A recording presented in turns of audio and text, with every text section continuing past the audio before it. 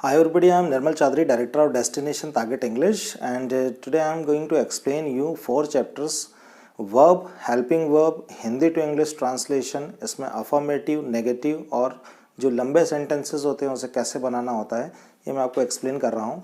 ये मैं चारों चीज़ें आपको इसलिए बता रहा हूँ क्योंकि सबसे important होता है verb और helping verbs, क्योंकि ये दोनों आपस में मिलकर सेंटेंस बनाते हैं। इसके अलावा हमें प्रीपोजिशन, कंजंक्शन और दूसरे अलग शब्दों की भी ज़रूरत होती है, लेकिन जो सबसे इम्पॉर्टेंट होता है वो होता है वर्ब और हेल्पिंग वर्ब्स। तो सबसे पहले हम वर्ब और हेल्पिंग वर्ब्स को समझेंगे, फिर इन दोनों को यूज़ कर हम कैसे हिंदी टू इंग्लिश ट्रांसलेशन कर सकते हैं। उसमें अफर्मेटिव और नेगेटिव मैं आपको दोनों बता रहा हूँ, और फिर उसके बाद में जो छोटे वाक्य हैं उन्हें जोड़कर आपस में बड़ा कैसे कर सकते हैं आप, वो हम समझेंगे। क्योंकि वाक्य अलग होता है और भाषा अलग होती है।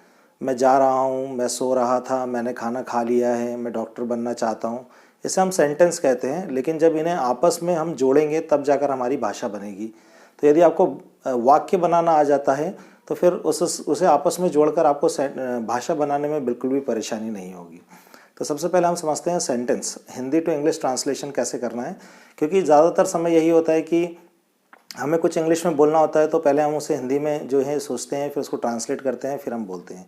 तो उसका एक मैं अच्छा मेथड आपको दे रहा हूँ, बहुत इजी मेथड है। उससे आसानी से आप जो है छोटे वाक्य को ट्रांसलेशन करना सीख जाएंगे, और उसके बाद आप छोटे छोटे वाक्यों को आपस में जोड़कर बड़े सेंटेंस बनाना भी सीख जाएंगे। तो चलिए हम शुरू करते हैं। सबसे पहले वर्ब्स लेते हैं हम।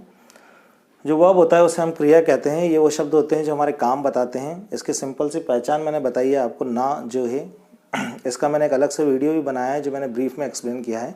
मैं यहाँ पर थोड़ा सा आपको शॉर्ट में एक्सप्लेन कर रहा हूँ। आप देख सकते हैं सभी में ना दिख रहा है, आना जाना, खाना पीना, सोना उठना बैठना। तो ये सब जो काम बताते शब्द हैं उसे हम वर्ब कहते हैं। जैसे मेरा काम है पढ़ाना, लास्ट में आप देख सकते हैं ना आ रहा है, तो ये जो पढ़ाना है ये टीच हो गया है, ये वर्ब कहलाएगा। आपका काम है पढ़ना, स्टडी, ये वर्ब है। ये पेन है, इसका काम है लिखना, तो आप देख सकते हैं लास्ट में ना भी आ रहा है, या आप इसको देख सकते हैं जो इसका काम बता रहा है वो वर्ब कहलाएगा। इसके 5 फॉर्म्स होते हैं, इनका मालूम होना आपको बहुत ज़्यादा ज़रूरी है। जैसे जाने के लिए हो गया गो एंड गॉन। चौथे में सभी में आईएनजी फॉर्म का यूज़ करना होता है, ये बहुत आसान है। और 5वें में एस, ई एस और आई एस आपको यूज़ करना होता है। इनका जो यूज़ है वो सब जगह अलग अलग होता है। वो कैसे होता है मैं आपको आगे चलकर बताऊँगा। तो आप इनके फॉर्म्स ज़रूर याद रखिए। Eat ate eaten, drink drink drunk, speak spoke spoken, take took taken, fight fought fought, bring brought brought. इस तरह से आपको बहुत तेज़ी से इनका मालूम होना ज़रूरी है यदि आप सही इंग्लिश बोलना और लिखना चाहते हैं। तो कुछ वर्ब्स ऐसी होती है जिसमें सेकंड और थर्ड फॉर्म एक जैसा होता है। ये जिनमें तीनों फॉर्म्स अलग होते हैं या एक जैसे होते हैं, फर्स्ट और सेकंड थर्ड जो है अलग अलग होते हैं, उसमें उन्हें इर्रेगुलर वर्ब्स हम कहते हैं। और रेगुलर वर्ब जो होती है उसमें ईडी का यूज़ होता है, मैं आपको आगे बता रहा हूँ। तो यहाँ आप देख सकते हैं जैसे गेट अप गॉट अप हो गया, sleep slept slept, sit sat sat, stand stood stood. तो आप यहाँ देख सकते हैं इस तरीके से। ये आपको मेरे बुक के फर्स्ट पेज पर ही मिल जाएगा। मैंने शुरू के 11 पेजेस पर सिर्फ वर्ब और उनकी फॉर्म्स को ही एक्सप्लेन किया है। मैंने 5 फॉर्म्स दिए। तो यदि आपके पास मेरी बुक है डेस्टिनेशन टारगेट इंग्लिश, तो आप वहाँ से वर्ब्स को रेडी कर सकते हैं। मैंने काफ़ी वर्ब्स दिए हैं वहाँ पर। एक शुरुआती दौर में इंग्लिश बोलने के लिए ये आपकी बहुत मदद करेंगे। कुछ वर्ब्स ऐसी होती है जिसमें तीनों फॉर्म्स एक होते हैं, जैसे put put put, shut shut shut, cut cut cut, hurt hurt hurt. ये सारी मैंने अलग अलग सिस्टमेटिकली अरेंज किया है, तो आप वहाँ देख सकते हैं। जो 90% वर्ब्स होती है उसमें सेकंड और थर्ड फॉर्म में ईडी का हम यूज़ करते हैं। आप देख सकते हैं यहाँ पर सेकंड और थर्ड फॉर्म में ईडी का यूज़ किया है। तो 10% आपको वर्ब्स याद करनी है, बाकी 90% जो वर्ब्स होगी उसमें सिर्फ आपको ईडी यूज़ करना है। ईडी, डी और आईडी का यूज़ होता है। उसके रूल्स भी जो है मैंने एक्सप्लेन किए हैं, पेज नंबर 4 पर आप देख सकते हैं मेरी बुक में, और मैंने इसके वीडियो भी अलग से बनाए हैं। तो जैसे आप देख सकते हैं प्ले, सिंपल हो गया है, प्लेड प्लेड। सिर्फ आपको फर्स्ट फॉर्म याद करना है, सेकंड थर्ड में ईडी लगा दीजिए आप। चौथे फॉर्म में मैंने आपको बताया हमेशा आईएनजी का ही यूज़ होता है सभी वर्ब्स के साथ में। जो 5वां फॉर्म है उसमें एस आपको जोड़ना होता है, एस, ई एस और आई एस। तो यहाँ देख सकते हैं आप सभी में सिर्फ डा का आवाज़ आपको यूज़ करना है। मिक्स, मिक्सड मिक्सड, किल, किल्ड किल्ड, पुल, पुल्ड पुल्ड, सिर्फ डा का आवाज़ आपको जोड़ना है। दूसरा सबसे महत्वपूर्ण जो चीज़ होता है वो होता है हेल्पिंग वर्ब। ये वाक्य का मुख्य हिस्सा होता है, मेन जान होता है, जिसे आप रीढ़ की हड्डी भी कह सकते हैं, जैसे बैकबोन, वेरी इंपॉर्टेंट पार्ट। तो यही जो होता है वाक्य में समझ पैदा करता है कि आपको क्या बोलना है, कौन से टेंस की आप बात कर रहे हैं। इसमें टेंस आपको अलग से सीखने की ज़रूरत नहीं है। यदि आप हेल्पिंग वर्ब्स को प्रैक्टिस कर लेते हैं तो टेंस इसके अंदर ऑलरेडी इंक्लूड है और आपको अलग से सीखने की ज़रूरत नहीं पड़ेगी। ये अफर्मेटिव के रूल्स हैं और ये नेगेटिव के रूल्स हैं। इनके भी मैंने अलग से वीडियो बनाए हैं, हेल्पिंग वर्ब्स के नाम से आपको प्लेलिस्ट में मिल जाएगा। मैंने आपको बोला है सबसे महत्वपूर्ण चीज़ें, यदि आप अच्छी इंग्लिश बोलना और लिखना चाहते हैं तो मैं चाहूँगा या एडवाइस करूँगा आपको कि दिन में एक बार आप जो है हेल्पिंग वर्ब को ज़रूर प्रैक्टिस करें। ये बहुत ज़रूरी है और आपकी इंग्लिश कभी भी ख़राब नहीं होगी। आप हमेशा सही इंग्लिश बोल पाएंगे और लिख पाएंगे यदि आप दिन में एक बार इन्हें प्रैक्टिस कर लेते हैं। बहुत आसान है, एक बार इन्हें बहुत अच्छे से आप याद कर लीजिए। जैसे ताहू का आवाज़ अगर आ रहा है तो आप उसमें फर्स्ट फॉर्म यूज़ कीजिए। ताहे तीहे के लिए फिफ्थ फॉर्म यूज़ होता है जो मैंने आपको बताया, एस वाला। थाथे थी में सेकंड फॉर्म यूज़ होता है। यदि वाक्य में सकता का आवाज़ आ रहा है तो कैन यूज़ करना है, सकता था के लिए कुड हैव यूज़ करना है। और ये जो नंबर लिखे हुए हैं ये वर्ब्स की फॉर्म है। जैसे यहाँ 3 नंबर लिखा है मीन्स आपको थर्ड फॉर्म यूज़ करना है। यहाँ फर्स्ट लिखा है तो आपको फर्स्ट फॉर्म यूज़ करना है। ये अफर्मेटिव के लिए हैं, अगर नहीं लिखा हुआ आता है तो फिर आपको नेगेटिव के लिए इस वाली लाइन में से जो है सेंटेंस को लेना होगा। आप चाहें तो इसे रोक लीजिए और रोक कर जो है आप इसे लिख लें और अच्छे से याद कर लें तो आपको बहुत ही आसानी से जो है वाक्य ट्रांसलेशन करना आ जाएंगे। यदि आपके पास मेरी बुक है तो पेज नंबर 18 पे ये चैप्टर आपको मिल जाएगा। उसमें अफर्मेटिव और नेगेटिव दोनों ही मैंने दिए हुए हैं, बेहतर ढंग से वहाँ पर समझाया है। ये कुछ और हैं। रहे हैं के लिए होता है आर, रहे थे के लिए वर। अगर आखिरी में गा गेगी आ रहा है तो उसके लिए विल यूज़ करना है। चुका हूँ के लिए हैव, चुका था के लिए हैड, रहा है रही है के लिए आपको इस प्लस ING यूज़ करना है। चाहता के लिए वांट, चाहता था के लिए वांटेड टू, पसंद के लिए लाइक, पसंद था के लिए लाइक्ड टू। आप यहाँ देख सकते हैं ना है के लिए हैव टू, ना था अगर आपको दिखाई दे रहा है तो वो उसमें हैड टू आएगा। कैसे कहाँ से आएगा ये मैं आपको आगे बता रहा हूँ तो बहुत आसानी से आप समझ जाएंगे। बहुत इम्पॉर्टेंट है ये, पेज नंबर 18 पे आपको मिल जाएंगे, आप वहाँ से ज़रूर प्रैक्टिस करें। चलिए, वर्ब और हेल्पिंग वर्ब्स अब मैं आपको बताता हूँ दोनों का कितना इम्पॉर्टेंट यूज़ है वाक्य को बनाने में। यहाँ मैंने कुछ छोटे छोटे से सेंटेंस दिए हैं, अब आपको इनको कैसे ट्रांसलेट करना है ये मैं आपको बता रहा हूँ। मैंने शॉर्ट में एक्सप्लेन किया है यहाँ पर। अब देखिए आपको ये फार्मूला समझ में आ जाएगा। यदि आप कुछ बेहतर करना चाहते हैं तो पहले स्लाइड को रोक लें और फिर आप पहले खुद कर देखें। यदि आप इसको पहले बना लें और फिर चेक कीजिए आपके कितने सही निकले हैं। मैं चाय पीना चाहता हूँ, पहला सेंटेंस है यहाँ पर। वाक्य को ट्रांसलेट करते समय याद रखिए पहला जो शब्द है वो आगे से आता है जो कि सब्जेक्ट होता है। सब्जेक्ट मीन्स काम करने वाला। मैं चाय पीना चाहता हूँ तो इसमें मैं आगे लिखा है तो यहाँ इंग्लिश में भी सबसे पहले आएगा आई, जो आगे है सबसे पहले उसे यूज़ करें आप। दूसरे नंबर पे आता है हेल्पिंग वर्ब, जो मैंने आपको बताया है सबसे आखिरी में होता है। यहाँ आप देख सकते हैं कलर कॉम्बिनेशन से बताया है मैंने, जो ये ब्लैक कलर से लिखे हुए हैं सबसे आखिरी में। हेल्पिंग वर्ब हमेशा आपको आखिरी में मिलेगी। मैंने भी आपको बताया पीछे हेल्पिंग वर्ब में चाहता हूँ के लिए वांट टू का यूज़ आपको करना है। तो पहला शब्द आगे से लेना है, दूसरा आता है पीछे से, तीसरे नंबर पे आपको वर्ब यूज़ करना है। यहाँ आप देख सकते हैं लास्ट में ना लिखा है, मैंने बताया पीना जो है वो वर्ब है, तो पीने के लिए हो गया है ड्रिंक। अब वर्ब्स की 5 फॉर्म्स होती है, जैसे मैंने आपको बताया drink, drank, drunk, drinking, drinks. यहाँ कौन सी फॉर्म का हमें यूज़ करना है ये भी मालूम होना ज़रूरी है। तो मैंने जैसा आपको पीछे बताया कि सभी के साथ में मैंने एक नंबर दिया था, तो आप देख सकते हैं वहाँ पर 1 2 के साथ में फर्स्ट लिखा होगा।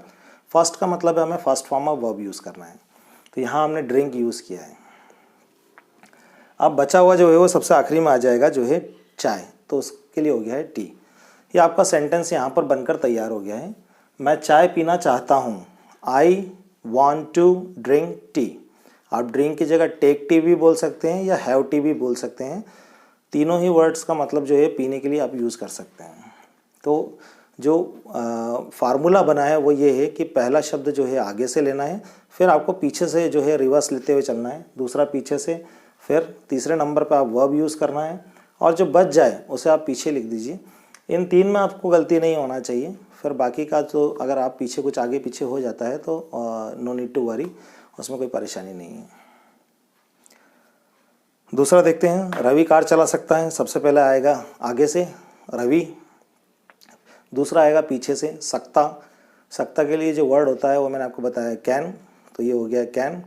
फिर तीसरे नंबर पर आएगा वर्ब चलाना, उसके लिए हो गया ड्राइव। कैन के साथ फर्स्ट फॉर्म का यूज़ होता है। आप जो मैंने पीछे हेल्पिंग वर्ब आपको दी है, आप चाहें तो उसे रिवर्स कर देख सकते हैं। अब इस पूरे सेंटेंस में बचा है कार, तो ये कार जो है वो सबसे पीछे आ जाएगा। इस तरह से आपका ये सेंटेंस बन गया है, Ravi can drive car. Ravi अंग्रेजी बोल सकता है, Ravi can speak English. Ravi लड़ सकता है, Ravi can fight. Ravi English लिख सकता है, रवि कैन राइट इंग्लिश। सिर्फ आपको इतना ध्यान रखना है कि जब भी सकता का आवाज़ आएगा वहाँ आपको कैन यूज़ करना है। This is most important. As I told you previously, जैसा मैंने आपको पहले कहा है, the most important part of sentence is helping verb. सबसे महत्वपूर्ण जो हिस्सा होता है वो हेल्पिंग वर्ब होता है। और आपको ये भी मालूम होना चाहिए कि किसके साथ कौन सी फॉर्म आपको लगानी है। तो ये एक सेंटेंस। अगर आपको एक सेंटेंस बनाना गया तो एक के आधार पर आप बहुत सारे सेंटेंस बना सकते हैं। तुम्हें रोज़ दौड़ना चाहिए, पहला आगे से हो गया है यू, दूसरा पीछे से आएगा चाहिए, हेल्पिंग वर्ब चाहिए के लिए हो गया है शुड। तीसरे नंबर पे वर्ब है दौड़ना, शुड के साथ फर्स्ट फॉर्म रन। बचा है इसमें रोज़, इसके लिए डेली या एवरीडे आप यूज़ कर सकते हैं। You should run daily. तुम्हें खेलना चाहिए, यू शुड प्ले। तुम्हें इंग्लिश बोलना चाहिए, यू शुड स्पीक इंग्लिश। मुझे बोलना चाहिए तो आई शुड स्पीक इंग्लिश। इस तरह से आप देख सकते हैं, चाहिए का जब भी आवाज़ आएगा तो उसमें आपको शुड का यूज़ करना हो। एक वाक्य हो, चाहे 1000 हो, चाहे 10,000 हो, सिर्फ आपको इतना याद रखना है कि चाहिए के लिए जो है शुड प्लस फर्स्ट फॉर्म का आपको यूज़ करना है। नेक्स्ट है मैं खाना खा रहा हूँ, पहला आगे से आई, दूसरा पीछे से रहा हूँ के लिए एम, तीसरे पे जो है खाने के लिए हो गया है ईट, और एम के साथ में आईएनजी का यूज़ होता है। ये हेल्पिंग वर्ब में आप देख सकते हैं वहाँ लिखा हुआ आएगा। यदि आपने याद कर लिया होगा उसको, हेल्पिंग वर्ब्स को, तो आपको बहुत आसानी से ये चैप्टर समझ में आ जाएगा। अन्यथा अगर आपने वर्ब और हेल्पिंग वर्ब को सही ढंग से प्रैक्टिस नहीं किया तो ट्रांसलेशन आपको समझने में भी शायद परेशानी हो सकती है। तो पहला आगे से आई, एम, फिर हो गया है टेकिंग। अब बचा है यहाँ पर खाना, तो उसके लिए हो गया है food, I am taking food. मैं सो रहा हूँ, आई एम स्लीपिंग। मैं काम कर रहा हूँ, आई एम वर्किंग। मैं क्रिकेट खेल रहा हूँ, आई एम प्लेइंग क्रिकेट। सभी में सीक्वेंस एक जैसा रहेगा। मुझे टीवी देखना पसंद है, मुझे के लिए हो गया है आई, पहला आगे से, दूसरा पीछे से आया है पसंद के लिए लाइक टू, तीसरे पे वर्ब देखने के लिए हो गया है वॉच, बचा हुआ है टीवी, ये पीछे चला गया है। I like to watch TV. I like to eat apple, I like to play cricket, I like to dance, I like to sing songs. पसंद है का जब भी आवाज़ आएगा आपको उसमें लाइक टू का यूज़ करना है। तो इस तरीके से आप देख सकते हैं, पहला शब्द आगे से लीजिए, दूसरा पीछे से, तीसरे पे वर्ब, और बचे हुए हिस्से को आप पीछे रख दीजिए। जो पीछे होता है वो हेल्पिंग वर्ब होता है, उसे ज़रूर याद रखिए। चाहता के लिए वांट टू यूज़ करना है, सकता के लिए कैन, चाहिए के लिए शुड, रहा हूँ के लिए MING, और पसंद के लिए जो होता है वो लाइक टू।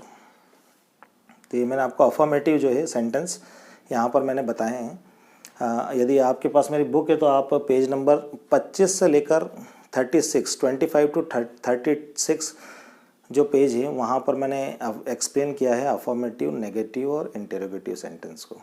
काफ़ी मैंने एग्जांपल्स दिए हैं। आप किताब में से अगर ये चैप्टर देखना चाहते हैं तो जो डेस्टिनेशन टारगेट इंग्लिश बुक में मैंने इसे पेज नंबर के साथ में एक्सप्लेन किया है, आप उसमें से भी देख सकते हैं। यदि आपके पास बुक है तो डायरेक्ट आप उसमें पढ़ सकते हैं।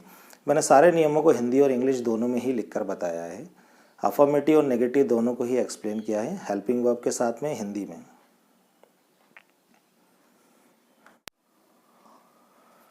नेक्स्ट यहाँ पर आप देख सकते हैं मैंने कुछ नेगेटिव सेंटेंसेस दिए हैं। नेगेटिव मीन्स आप देख सकते हैं इनमें सभी में नहीं लिखा हुआ है, नहीं मीन्स नेगेटिव हो गया है। अफर्मेटिव और नेगेटिव दोनों के ही सेम फार्मूले हैं।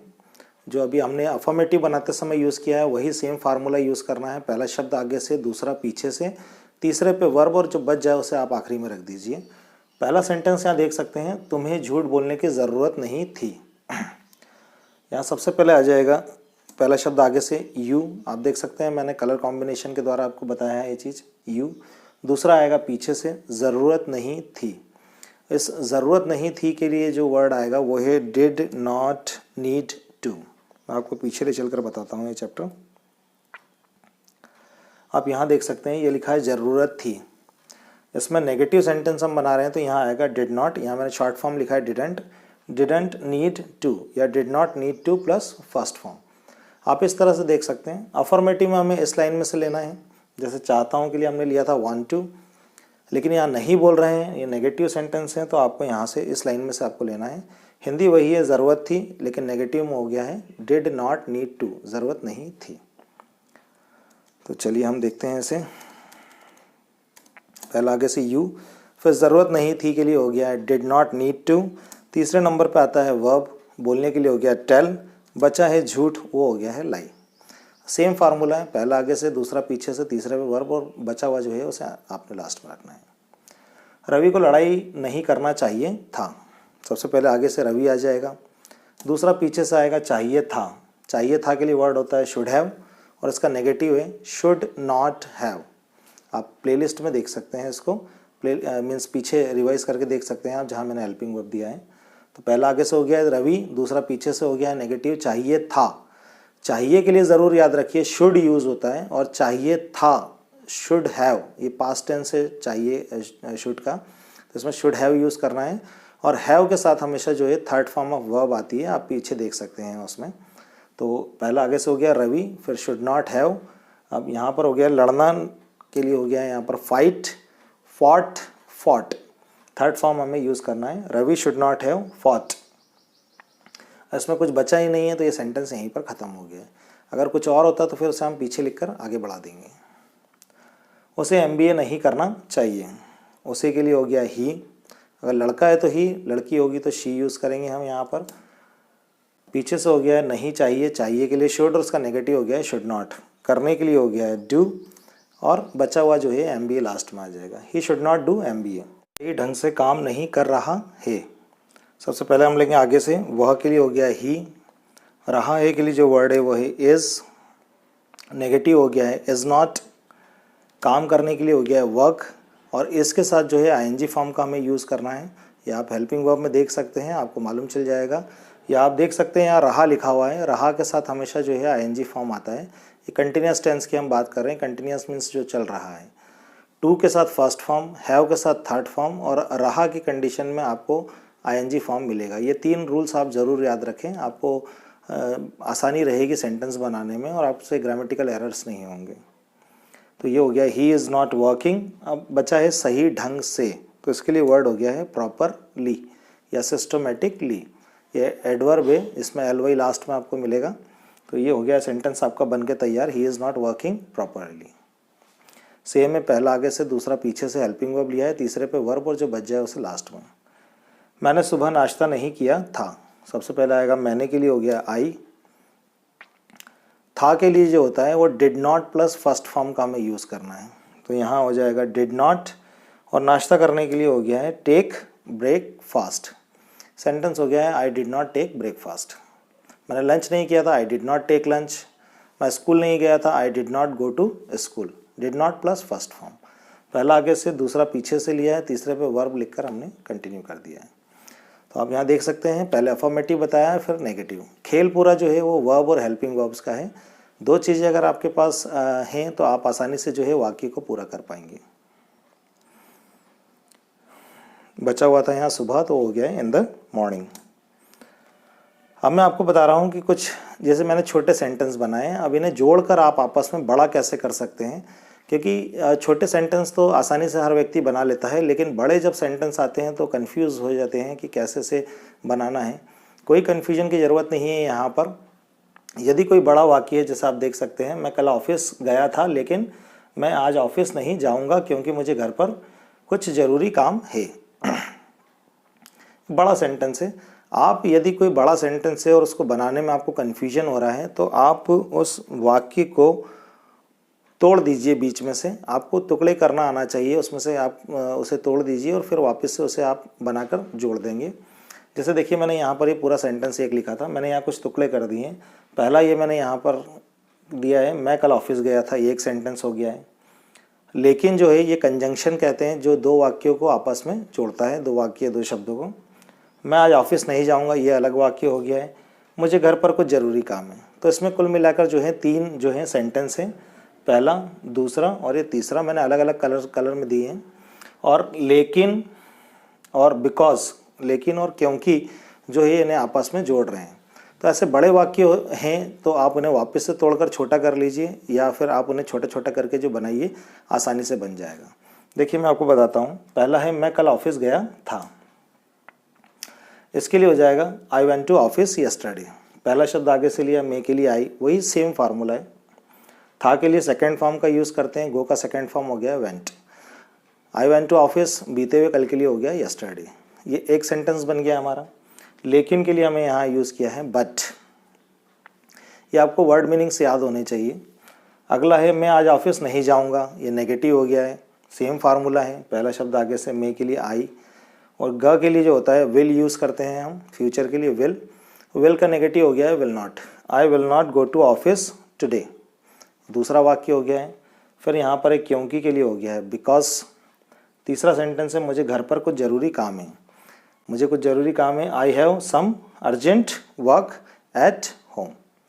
अभी देखिए आप, ये पूरा बनकर तैयार हो गया है। तो यदि बड़ा सेंटेंस है तो उसके आप छोटे जो हैं छोटे छोटे टुकड़े कर कर उन्हें आसानी से जो है ट्रांसलेट कर सकते हैं, और बड़ा सेंटेंस कंप्लीट बनकर आपका तैयार हो जाएगा। मैं उम्मीद करता हूँ आपको ये समझ में आया होगा। और आप जो है बड़े सेंटेंस भी यदि आ रहे हैं तो सेम फार्मूला आपको यूज़ करना है, कंफ्यूज नहीं होना है। बहुत आसान है। छोटे वाक्यों को आप ट्रांसलेट कर लीजिए और बीच में जो कंजंक्शन यूज़ हो रहा है उसे लगाकर आप जोड़ दीजिए वाक्य को। तो this is all about now. Page number 25 to 26 मेरी बुक में दिए हुए हैं ये चैप्टर सारे। मैंने बहुत सारे एग्जाम्पल्स दिए हैं यहाँ पर। कई जो है मैंने सेंटेंस को वहाँ पर बना के बताया है, और ऐसे वाक्यों का चुनाव किया हैगा जो डेली लाइफ में ज़्यादातर यूज़ होते हैं। तो अफर्मेटिव, नेगेटिव और ये सेंटेंस को आपस में जोड़कर बड़ा कैसे करना है ये भी मैंने आपको अभी बताया है। तो मैं उम्मीद करता हूँ आपको ये वीडियो समझ में आया होगा और ट्रांसलेशन में आपकी ज़रूर मदद करेगा। आप ट्रांसलेशन करना सीख गए हैं तो फिर आसानी से आप इन्हें प्रैक्टिस कर कर जो है भाषा में भी यूज़ कर सकते हैं और स्पीकिंग में आपको यूज़ हो जाएंगे। तो आपके पास यदि मेरी बुक नहीं है डेस्टिनेशन टारगेट इंग्लिश और आप चाहते हैं तो अमेज़न से ले सकते हैं, या फिर इस नंबर पर कॉल कर सकते हैं। स्टडी सेंटर से भी आपको मिल जाएगी। A4 साइज़ की बुक है, इसमें 248 पेजेस हैं A4 साइज़ के। इसमें हिंदी इंग्लिश ट्रांसलेशन दिया है मैंने, कॉन्वर्सेशन है, वर्ड मीनिंग से, verb, helping verb, active, passive, direct, indirect, English बोलने से जुड़ी हुई सारी चीज़ें इसके अंदर अवेलेबल है। स्कूल स्टूडेंट्स के लिए मैंने एप्लीकेशन है, लेटर है, नोटिस है, रिपोर्ट राइटिंग है, सारी चीज़ें इसमें मैंने दी है। तो मैं उम्मीद करता हूँ आपको ये वीडियो अच्छा लगा होगा और ज़रूर आपकी मदद करेगा हिंदी टू इंग्लिश ट्रांसलेशन में और स्पीकिंग में। यदि अच्छा लगा है तो प्लीज़ इसे लाइक करें, शेयर करें, सब्सक्राइब करें। पढ़ें पढ़ाएं, देश को आगे बढ़ाएं। Thank you, have a nice day.